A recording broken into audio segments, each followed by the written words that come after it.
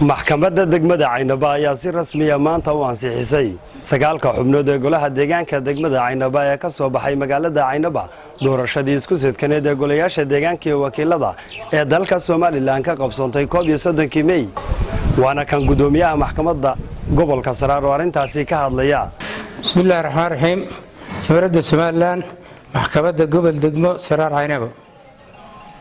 taariikhdu 15 bishii 2021 way ku gudiga doorashooyinka heer qaran Jamhuuriyadda Soomaaliland ku gudoomiyaha maxkamadda sare og wasiirka arrimaha gudaha Jamhuuriyadda Soomaaliland og gudoomiyaha gobolka Saraar og gudiga doorashooyinka gobolka Sool og gudiga doorashooyinka degmada Caynaba og dhammaan musharaxiinta golaha deegaanka degmada Caynaba ujeedo go'aan ansixin xubnaha golaha deegaanka degmada Caynaba maxkamadda gobol degmo Saraar Caynaba markay aragtay go'aanka natiijada hordhaca ee doorashooyinka golaha deegaanka degmada Caynaba sumadeeduna tahay ta i ha laba dhibcood ka da qa waa komishanka doorashooyinka qaranka isbaaro ha ka isbaaro 0126 isbaaro 2021 kuna taariikhaysan 3 Juun 2021 ee doorashada golaha deegaanka degmada Caynaba ay ku dhawaaqeen komishanka doorashooyinka degmada Caynaba taariikhdu markii ay ahayd 3 Juun 2021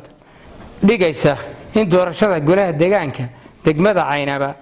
ee qabsoontay 31 bishii shanaad 2021 ay ku guuleysteen xubnaha kala ah xisbiga ucid Maxamed Haybe Maxamuud Jaamac 2 Salabaan Faarax Diiriye Jaamac 3 Mursal Ahmed Maxamed Awad xisbiga kulmiye حسن يوسف آدم سمتر ياسين جامع عود علي محمد أحمد فارح ديرية عبد الله عراد يوسف محمد فارح ديرية عبد الله عراد يوسف حسبك وطني عبد الحافظ إبراهيم أبو بكر آذن دوبة جامع فارح مركا يركتي إن أنا ترين وح عبشاء وكتمي مشرحينته كلها دجانك markay hubisay natiijada hordhaca ee ay soo saareen komishanka doorashooyinka degmada Caynaba qodobka 153 ee xeerka guud ee doorashooyinka Jamhuuriyadda Soomaaliland maxkamadda gobol degmo Saraar Caynaba go'aankii maxkamadda gobol degmo Saraar Caynaba number 1 waxay ansixisay maanta oo taariikhdu tahay 15 bisha 6 2021 go'aanka natiijada hordhaca ee doorashooyinka golaha deegaanka degmada Caynaba ee ay soo saareen komishanka doorashooyinka degmada Caynaba ee ku taariikhaysan 3 Juun 2021 Allah ma hadle Sheekh Xasan Saarax Muuse gudoomiyaha maxkamadda gobol degmo Caynaba Khadar Cabdullaahi kaaliyaha maxkamadda gobol degmo Saraar Caynaba billahi tawfiiq dhanka kale waxa isna halkaasi ka hadlay gudoomiyaha gobolka Saraar Maxamed Cismaan Xaaji Axmed kulay maanta oo 15 bisha لحد 2021 waxaan ku ansixay halkan lagu ansixiyay maxkamadda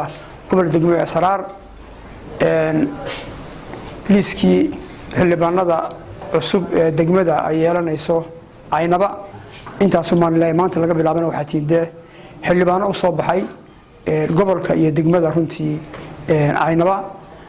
matali doonana runtii dhammaan gobolka oo dhan iyo degmooyinkiisana ilaahayna waxaan ka rajaynaynaa inay noqotaan xisbi kasta ka soo baxa xildhibaano